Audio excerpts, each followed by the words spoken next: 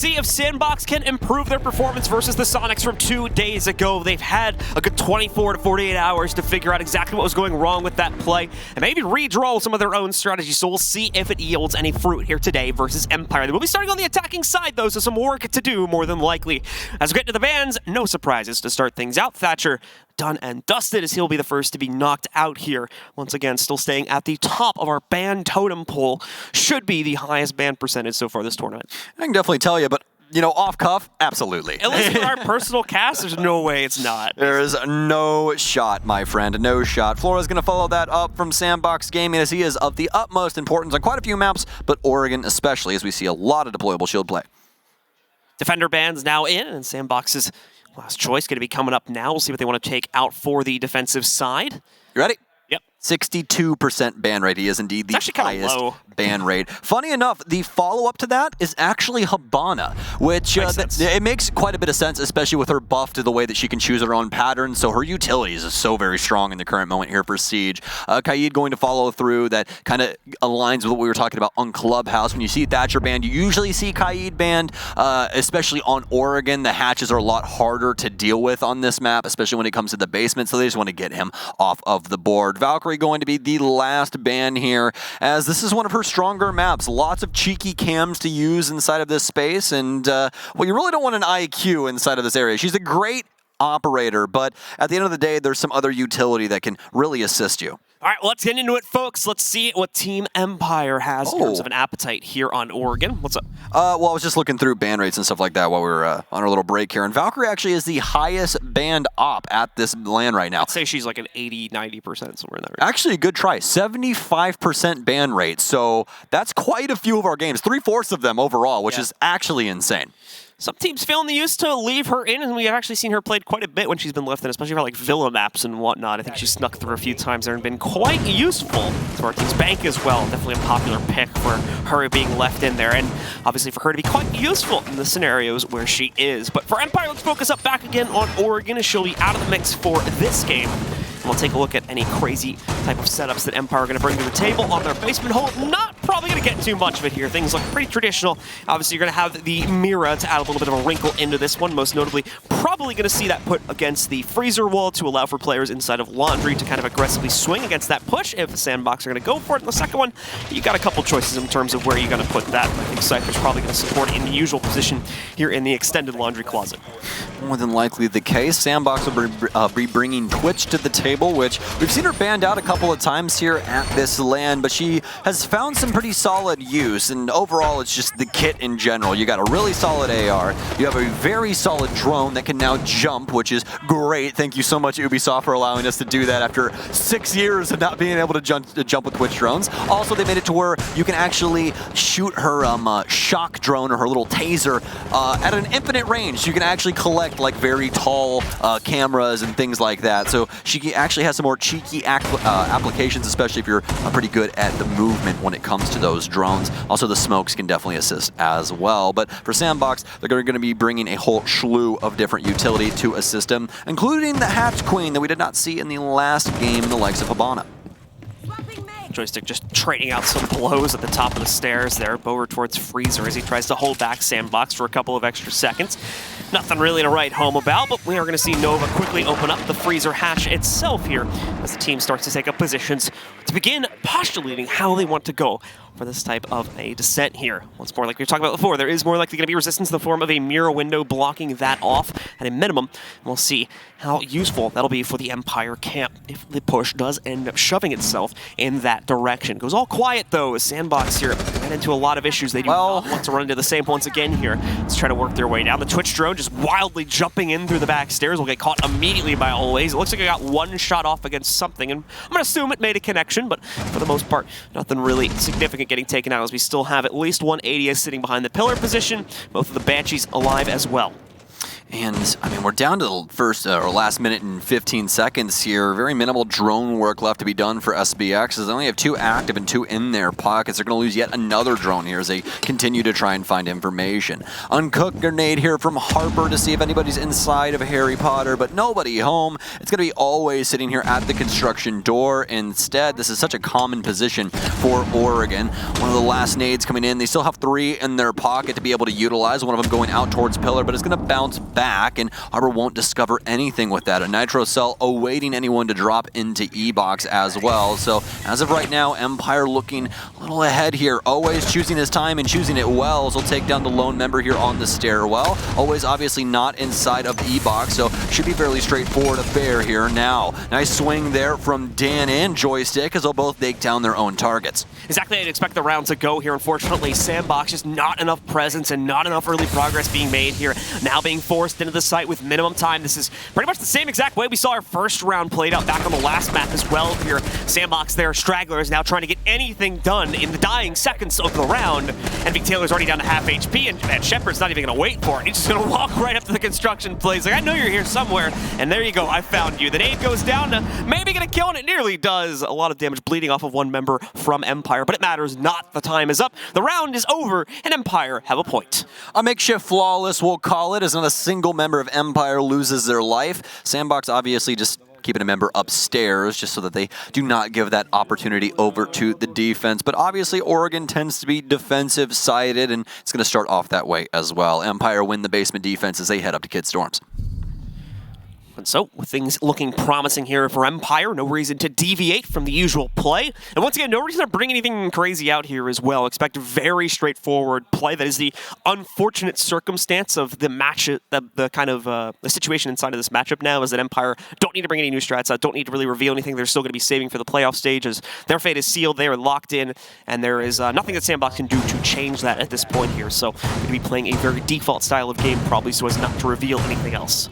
Yeah, and to be completely honest with you, like the energy is more than likely at an all-time low for SANDBOX in the current moment. I mean, you guys got to realize this is the biggest event of the entire year, and when, as a team, you lose out and can no longer progress, that's just soul-crushing. So you really have to be feeling for SANDBOX in the moment as they still have to finish the series, folks. And I honestly do not envy any one of their positions in the current moment. They have to play through this Oregon as of right now, but hey, sometimes you got to do what you don't want to do, right? And that's exactly what the situation is. Empire already ahead around as they're looking to seal the deal here in a 2-0 fashion. Obviously a long road ahead of them in order to do so. Dan will be starting off here inside of the master space. So I'll drone out there for just a split second on the master balcony. It'll still stick around that area as Nova will be trying to destroy the door. Dan looking for a quick cheeky kill, but won't discover anything outside on the master balcony. Nova's going to be the first to adventure up onto the second floor and see if he can start to put some pressure against the master setup from Empire. We saw earlier an aggressive stance being put forward specifically by Dan now, and he's still going to be holding that from the other end, though, of it inside of the trophy connector, potentially allowing for members of SANDBOX to get tripped up inside of these first few moments of the round, but also giving that opportunity for the members of SANDBOX to turn it around for themselves if they can win out the duel. You can see Joystick here on the first floor also wants to potentially contest against this hold-up on the balcony itself. Hell's going to go in. Could be a siren call for the push, but no, it's too quick of a reaction here, and Joystick is more waiting for Presence to come in through that front door itself. That's where he wants to take the duel. And it's not looking like he's going to get much of a challenge here, as it is only Nova playing the front balcony at this point. Slow for both of these squads right now. Obviously Empire more in a waiting game than anything. Harper will begin to torch up the attic wall just like we're used to. Won't make a line at the bottom, but even more in the middle of the wall here just to make sure that no Empire member can possibly hold on to the stairwell over on that side. A SANDBOX starts to change things up and move over towards the southeast area. Dan starting to look towards the master balcony. Possibly has an engagement here. Joystick also. Oh, and we got a cool update for you guys as well that we'll cover here in just a second.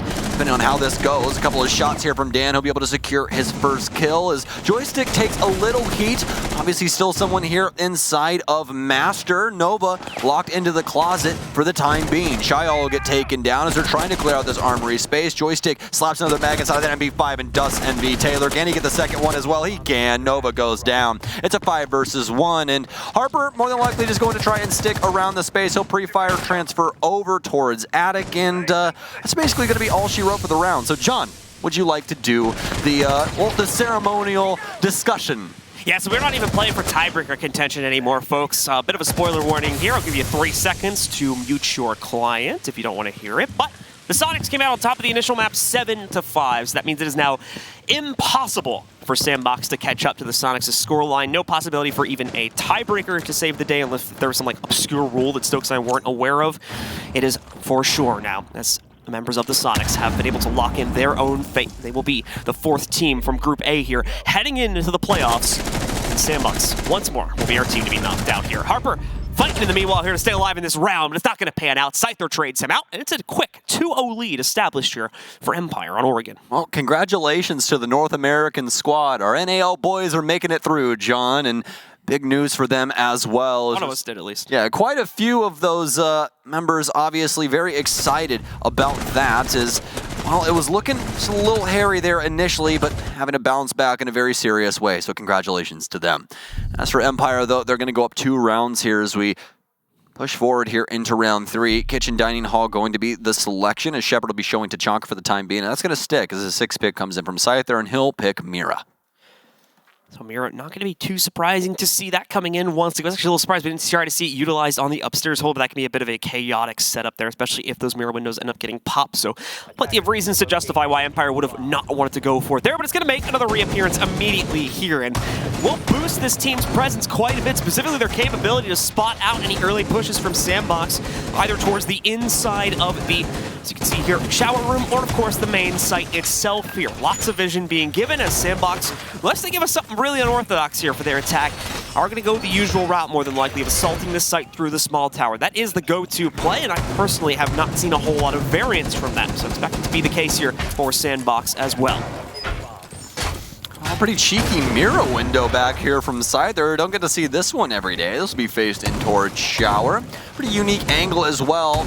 Ends up actually mostly blocking things off with that initial reinforcement. He'll be able to look out towards the left-hand side and more than likely see some feetsies once they run past that lower angle there and see in towards the shower hall as well if somebody wants to try and pressure over towards that space.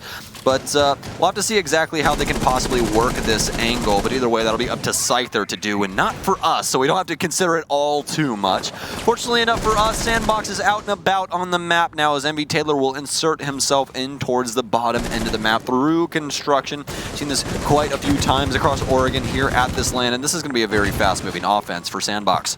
Yeah, quickly trying to take as much control as possible. I'll eat my words from earlier here, is they're going to try to put the pressure in from the other side here, try to work their way in over towards the kitchen side of this site, try to take control from there. It'll work out too, as they'll find the first kill, but immediately an exchange comes in from the Tachanka as well. I rarely seeing that rifle pick up many kills, but this time Shepard's going to be able to find one against NV Taylor. He was all the way up inside of security already, just simply rushed past the entire Empire setup, and obviously since Empire doesn't have anything to technically slow him down, it's going to be pretty difficult. Shyall going to require some assistance from himself via those adrenal surges after he takes quite a bit of heat. Everyone on drones now for SANDBOX Gaming's sake as they're trying to find some extra insight into this situation. Shepard trying to do his best to create some new lines of sight with that LMG and possibly tag up anyone that wants to try and deal with him as well. Fire grenade out towards Shyall, so he'll chuck in his second grenade. So all 4 in their pockets to be able to try and deal some explosive damage to Empire. As always, will take the initial heat here, but not lose his life. It's going to be some time here as SANDBOX have grown stagnant from their initial push. Shepard's going to take some heat, but Joystick will be the one to take the other member down. Dan will find yet another one, but they know Nova's inside of this space. They'll pop the mirror window off. The Tachanka will finally go down as Nova's trying to push himself forward into kitchen, but now always from the hatch will secure that.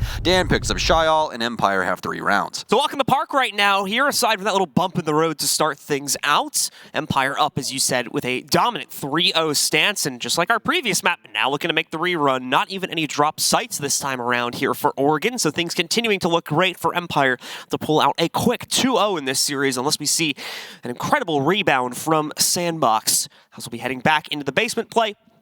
Going to see some very similar flair come out here for SANDBOX's attacking roster, and the same can be said for Empire's defensive side. I'm pretty sad that SANDBOX didn't just send it along with MV Taylor. I think that was more the play there than anything, especially given the current circumstances. I mean, might as well just throw it at the wall and hope that it sticks, and it seemed like it was initially sticking. We're sticking it now. This is what I'm saying. Give me the Blitzkrieg, baby. Let's get the Blitz in here on MV Taylor and see if he can possibly get us a pretty clean clip, John. We've seen some beautiful clips from Blitz over the years. I'd say some of the most action-packed ones, especially if you're a North American fan, as everyone more than likely remembers the Mint clip on Clubhouse of him just simply dashing into church and dicing everybody up with the pistol. I want to see SANDBOX bust out the dumbest strats they can think of here.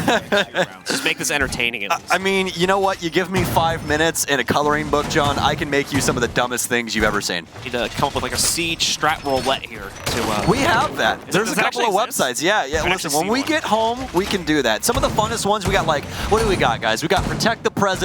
We got Turtle or whatever it is, where you literally just like prone and crawl into the map. Funny enough, Goddess, who used to be a professional player as well for C9, as well as a content creator now for the Sonics, she actually has a pretty famous clip of her actually getting an ace while doing one of those strategies where you just have to like snake your way into the map prone on your belly, which was absolutely hilarious. So if you guys ever want to go look that up, make sure that you do. But as for right now, SANDBOX looking like they could possibly want the rush. The initial smoke out. Nate will clear up a little bit of this. Dan obviously not going to be able to see too well without his actual glasses on, so he'll actually turn them on this time around. Knows the drone's in the space, tries to pre-fire through the soft wall, but that's not going to get him too much. Drone in from the top side now as well. As most of SANDBOX Gaming collected around the construction area, at least 3 bodies. The remainder of them, not so much though, as 2 of them are going to lose their life to Dan. Always will go down via a frag grenade. The Blitz is still out here inside of this space, as I do believe that's the last smoke out of Shepard, and yes, indeed it is. Should be noted just as an additional storyline play here as to why Empire are still pretty consistently shutting this one down. They still have the potential to outpace M&M, I do believe, inside of this group still, especially if they 2-0 this via a 3-point gain. Wow. When you consider as, this route's going to come to a pretty quick end, unfortunately. Oh, we got the Blitz, man. Didn't even blitz. Well, that's really all he can do now, so... It's a Blitz 1 versus 5, so I guess we could get the clip if you really think about it. But just to finish my point really quickly, Empire 1 point behind M&M at the start of the standings here today. If they can pull out 3 points and deny their opponents, are denied the win versus the Sonics outright there, that would allow for Empire to move up 1 additional position in this group and finish 2nd instead of 3rd as well. Scyther's just walking out into construction right now. Just like, hey, are you still out here? No? Nitro Cell? Maybe? No? He's... Scyther, come on, be nice to the lad, my friend. Nitro Cell out, and it's going to be over, I guess, in the same zip code, you could say, but definitely not going to deal any damage to MV Taylor. He's still got the shield on his back. He's literally a German op with a pistol right now. I want to see him trying to come in here like 180 people and stuff like that. You know, like. Good old Clash method, right? Let's see here as Envy back at the door. Again, it is giving his team like kind of a free timeout basically because this round was such a misnomer. Not really much that he can do personally. So I think they finish up the discussion now, and he's been given the all-clear to just kind of throw his life away in this final push and close out the round itself. Still going to play out the timer as much as possible. MV Taylor trying to pad his stats, but not going to give an opportunity to do so. Can't even deny the flawless round, as it's another quick one picked up here by Empire, now with a 4-0 lead over SANDBOX. I mean, just because there's a toxic babe there doesn't mean that you can't run through it. That's what I'm just thinking right now. I mean, you are Blitz. You're not going to take nearly as much heat as others that would have to do so. But either way, Empire making this a pretty quick affair for everybody, as this is a 4-0 right now on the defensive side. We'll be able to head back upstairs after they start off on their site rotation yet again here, and more than likely finish this up with a kitchen meeting defense. And let's see if Empire can make the straight run. SANDBOX, man. I don't know if you want to go out of the tournament with like 2 consecutive 0-7 games on the same map, but like... You know what you do? You get 0-7 twice on Oregon, and then you don't play it for like the first 3 weeks of Stage 1 this year.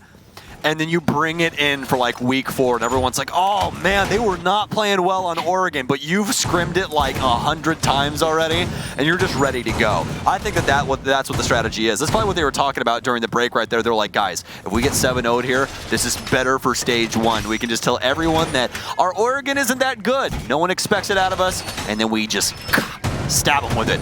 Take it away from them. That or Nova's just saying right now, guys, we get 07 again, this map's going on the perma-ban list now. I don't ever want to see this map ever again. I don't ever want to hear the words Oregon. Not even in my peripheral. I don't want to see it. I don't want to smell it. I don't want to hear about it. Next majors in Oregon, we're not going. If it's even in the state, I don't even want to. That state doesn't exist in the U.S. anymore. We now have 49. We have a Portland major. There's not going to be a party to that. They're just going to call it the Portland major. That's what they're going to call it. They're not going to. All right, Oregon will have no mention. Ended up being where it is. But we'll have to wait and see. Just to spite SANDBOX Gaming. As we see Empire once again looking to completely control things for the members of their team here inside of this series, which has gone quite swimmingly so far. For them, only 2 rounds dropped so far in the first map that was played out. Looking to see if they can make it completely flawless here for the next one. Oh, Harper with the quick hop down. Gonna miss the opportunity to find Joystick, it seems. And Joystick really none the wiser to it, I'm pretty sure. He just runs away, and a little awkward encounter will finish, and SANDBOX will be able to continue forward here as Harper can now start opening up the attic walls. On a funny side note, Derry actually just tweeted this a little bit ago. We had a conversation about this yesterday. Eminem is not looking too hot up against the Sonics right now, and I definitely think it's the 10 a.m. nerf. I think that they're just too gamer, and they can't wake up early. It's like, they just can't get the ball rolling over there, apparently, right now. It's very unfortunate for them, but... Not a problem for the Sonics playing it like 2 in the morning right now. Technically speaking, yeah, body-wise, most definitely. Some nades pouring in over in this space. Dan will back off. He's 7-1-1 at the current moment. Not a single negative person across the entire board for Empire, as there's only been 3 kills total for SANDBOX Gaming inside of 4 rounds. They're trying to change that up now, but Joystick will fire back. He does have a gun too, and it seems to work pretty well. And that's insane. That means they're getting less than 1 kill per round right now. Ooh. Why'd you have to say that? I'm just quick maths, you know. Rough days here for the Sonics, or rather for SANDBOX, as they try to close down at least 1 round and try to close down a 4th kill so they can at least be at a 1.0 KPR for their overall team. It's a great day for the Sonics in the meanwhile, as they've been locked in for the playoffs. That is a point of their tournament lives that's evaded them at their previous 2 major showings, both back in Mexico and over in Sweden. They were unable to get past this phase of the tournament, and now they have finally done it. Static here going to be caught out. Now 0-5 for him personally. Shepard strikes true once again here, putting us down to a 5v3. The rest of SANDBOX going to try to put their pressure forward from the trophy connector. Oh god, please don't kill each other. Nearly getting caught out here in the process of doing so, and not a whole lot of damage being traded onto Empire in the process either. They do have access to the games and walk-in wall, but do they even really want to test it? Well, they're not going to have a choice very soon, and oh man, Envy Taylor just wanders a little bit too close to the Toxic Babes. He ends up going down. There we go. Gets the 4th kill overall for SANDBOX in this game. And now going to be looking to try and still negotiate around for themselves here, but it won't work out. The immediate exchanges come in from Empire, and they're continuing the run for the flawless map. Well, good news. They got an extra kill. Bad news, that was round 5, so they're technically still under 1.0 KPR. They're under a 1.0 KPR for the team. We just need 2. We need 2 here at some point. We need 2 frags out of SANDBOX. That's what we need. But you know, for all intents and purposes, the mental shot for sure. It's just off the reservation. Yeah, I mean, realistically, we're just slowly kind of limping towards the end of this game, it seems. I would say that it's a slow descent into madness, but we're already there. Like we have achieved that for sure. So SANDBOX in the moment, not going to be changing things up all that much, except for Shyal. He feels like Blackbeard could possibly help them get some frags. Shyal, pull through for us, buddy. We need 2 frags in this one. Start seeing some really weird picks here. I want to see a recruit pick before this game is over. Well, funny enough, inside a comp you can't. Yeah, you can. Well, you actually, now you're making me question myself. It's technically a custom, yeah, right? Yeah. In custom, it's not ranked technically. Yeah, in custom, I think that you'd still be allowed to. I feel like it's probably tournament rules though. Yeah, I mean, I'd like to see it if we could, but for ranked, you definitely can't pick recruit anymore. Yeah. I haven't seen a recruit in ranked in years. Thank God, by the way. Oh my god. The amount of times that you have no idea, John. The amount of trolley stuff that used to happen with Recruit is not even funny. The amount of like What the heck is the shotgun for Jaeger? It's like the M7 or whatever it is. But that gun, it actually has the best damage model of any shotgun in the game. But it's like very close range. People just used to like full out rush on the offensive side with that thing and just dust people. It's so funny. That's my like go-to solo run in Extraction right now. Is just pick up Jaeger. Oh yeah? And then I use that shotgun. Oh, well, no wonder you know what it is. I just used Sledge when I played Extraction because I wanted the hammer, I'll be honest. Also, the fact that the flashlight like see through walls and stuff like that, I was just constantly hitting my headies, you know? The ADSs, those things are brutal, man. Those things tear apart those Archaeans or whatever they're called. I think that's what they're called. I'm just going to agree with you. I'm just going to nod my head and say yes. Well, because there's like the Archaeans and then there's the other things. Because there's like I forget what the other ones are called. One of them is like the race, and the other one's like the meta operator, like alien things, and that has a different name. I forget what those are called. So funny thing, the first time that I tried that game, I lost 2 of my operators right off rip. Nice. I was like, screw the difficulty. I don't give a damn. I just ran in, and wouldn't you guys know it, I was a little too aggressive and might have lost some people. And speaking of aggression, Harper is going to die real early here to a Scyther that's swinging split. Things are going to go continuously down the barrel here for SANDBOX as they try once again to negotiate at least one round for themselves inside of this game. Already having lost their first pickup here, the Maverick gone, and Invitational also at incredibly low HP. Just about 5 to 10 left to work with here now.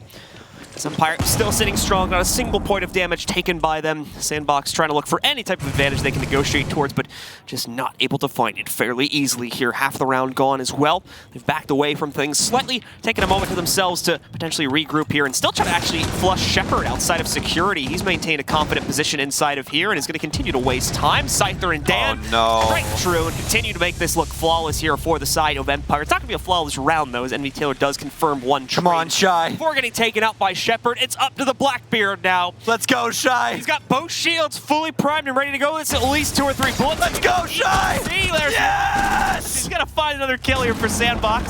Finally picking up 2 in the round, but immediately exchanged by Always as Empire indeed get the perfect 6-0 half. Well, they got the 2 kills, so we got the 1.0.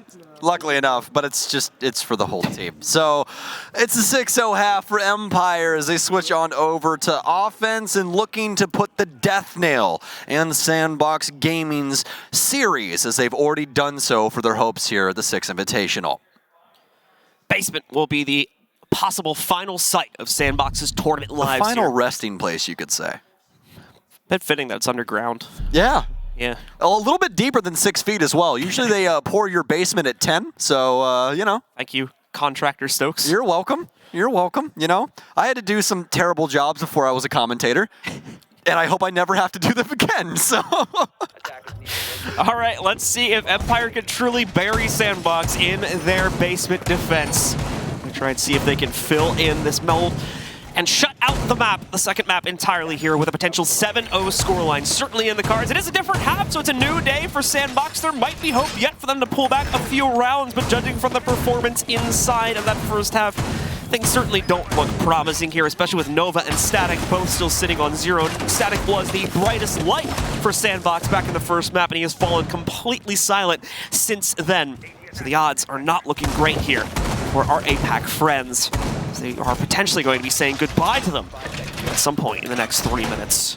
All right, so for our Europeans and everybody that doesn't use Freedom units, that's approximately 3 meters. That's usually what they do for your basement. So there you go, guys. Now you know something.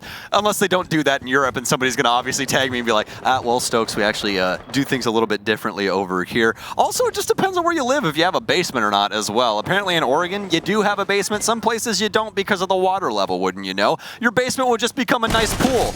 It really wouldn't be too nice. It'd probably be some pretty dirty water, but hey, that's up to you if you really want to deal with that. Empire will be out and about onto the map now, looking to secure things here as Joystick is once again on a heater. Actually, one thing I am looking forward to is to see the stat line from Empire here. The ratings have to be through the damn roof. We'll see what that's going to be here for Empire. as we'll have our command center more than likely ready to break that down. Things continue to look good for Empire. Those Joystick immediately knocking out Shio, and he's just going to go on a tear here now. Static the next to fall. An 0-7-1 scoreline for him now as he goes down. And already a 5v3 going to be put in front of us here as only the anchors inside of the site remain. Well, unfortunately enough for Static, who has had an amazing land, honestly, when it comes to what SANDBOX has been able to do here. 0-7, and if Empire get this round, that's going to be 0-7 to finish out the tournament. Not exactly the way that he wants to do so, but you could say the lot for SANDBOX in general. Looks like Joystick wants to be propelling himself down Freezer Hall here. He's going to take his time as they've already gotten 2 picks inside of the round, and with half of it remaining, they can do exactly that. Just simply see what's going on inside of sight and then push themselves in to try and collect the remaining members of SANDBOX Gaming.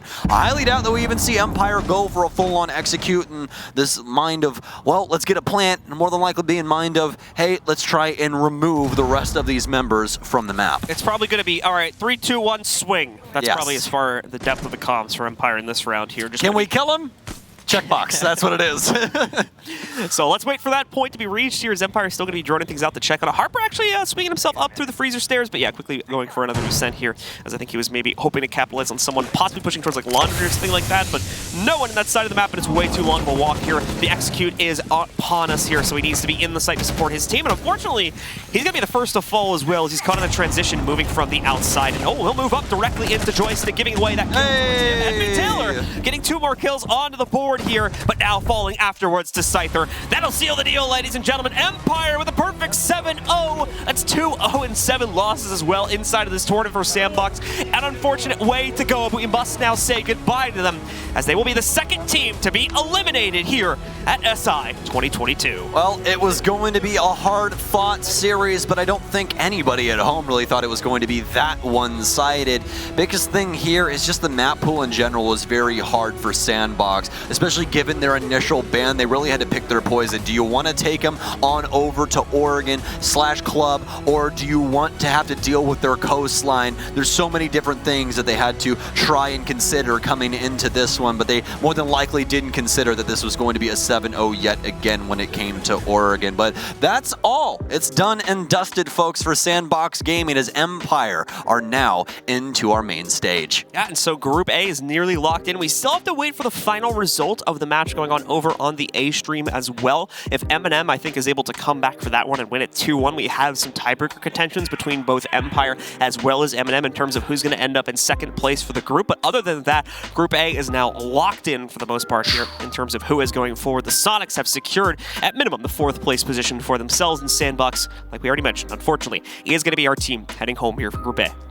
Yeah, it's very, very sad ordeal, but fortunately enough, folks, we have some other people to be able to break this down. So we're going to send you to a quick break, and we'll be back with our command center.